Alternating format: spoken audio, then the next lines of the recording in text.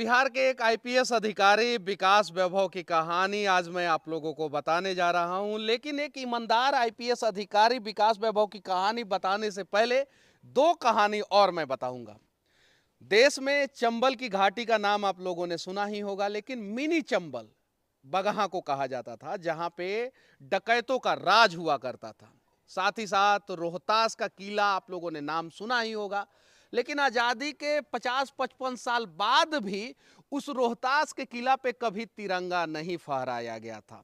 बात है 2007 की, जब विकास वैभव एक युवा आईपीएस अधिकारी बगहा जाते हैं और वहां पे डाकुओं का राज हुआ करता था। विकास वैभव अपने कड़क छवि, ईमानदारी और दिन रात मेहनत करके जो है पूरे मिनी चंबल यानी बगहा के डाकुओं को जो है सलाखों के पीछे डाल देते हैं। और यही कारण है कि बगहा में उन्होंने इतना बढ़िया काम किया, इसलिए बगहा में एक चौराहे का नाम जो है वो विकास वैभव चौराहा है। अब दूसरी कहानी मैं आप लोगों को बताने जा रहा हूं। रोहतास में उनका ट्रांसफर होता है 2008 में। उसके पहले रोहतास का किला पे कोई तिरंगा नहीं फहराता था, नक्सलवादियों का कब्जा हुआ करता था।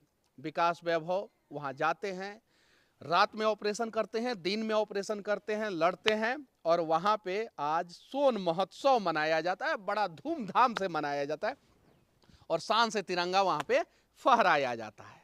अब ये दोनों कहानी क्यों बताया? क्योंकि मैं आप लोगों को बताना चाहता हूं कि आखिर विकास वैभव ने क्या किया है बिहार के लिए। उनकी और कहानी अगर आपको जाननी है तो गूगल पे जाके सर्च मार सकते हैं। हम तो सिर्फ और सिर्फ 1% बताए हैं। वर्तमान समय में वो परेशान चल रहे हैं। ट्विटर पे उनका एक ट्वीट आता है जो आप लोगों ने पढ़ा ही होगा। उन्हें गालियां दी जाती है एक बड़े अधिकारी के द्वारा, उनके सीनियर अधिकारी के द्वारा उन्हें धमकियां दी जाती है। लेट्स इंस्पायर मुहिम चलाते हैं, शायद ये कारण है।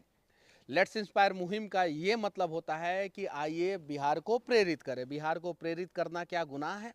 हाँ, हालांकि ये काम अगर एक आईपीएस अधिकारी कर रहा है तो कुछ नेताओं को बुरा लगेगा, कुछ उससे बड़े अधिकारियों को बुरा लगेगा कि हमारे से छोटा अधिकारी जो है वो इतना फेमस क्यों हो गया, बिहार में इतने लोग उसे चाहते क्यों हैं।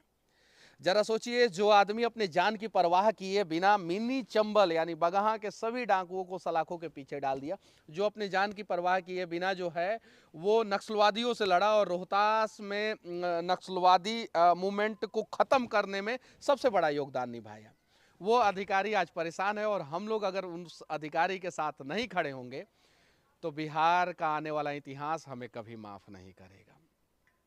अगर वो बेईमान होते तो कब का उन्हें सस्पेंड कर दिया गया होता, क्योंकि उनके पीछे बहुत सारे लोग पड़े हुए हैं। कहीं नहीं तो कहीं वो निहायती ईमानदार आईपीएस अधिकारी है, शायद इसी की उन्हें सजा दी जा रही है। लेट्स इंस्पायर मुहिम जब वो चलाते हैं तो वो संडे को चलाते हैं। नॉर्मली ये प्रयास करते हैं जब संडे को छुट्टी रहता है, और जब छुट्टी के समय में बड़े बड़े अधिकारी अपने बच्चों के साथ, अपने पत्नी के साथ जो है वो शॉपिंग करने जाते हैं, वो बिहार को प्रेरित करने का प्रयास करते हैं। बिहार से बाहर भी जाते हैं और लेट्स इंस्पायर बिहार मुहिम चलाते हैं। और बिहार का नाम जब बड़े बड़े सेमिनार हॉल में बिहार से बाहर गूंजता है तो हमारे लिए गर्व की बात है। हम बिहारी पहाड़ों को भी तोड़ के जो है रास्ता बना देते हैं। दशरथ माझी नाम तो सुना ही होगा।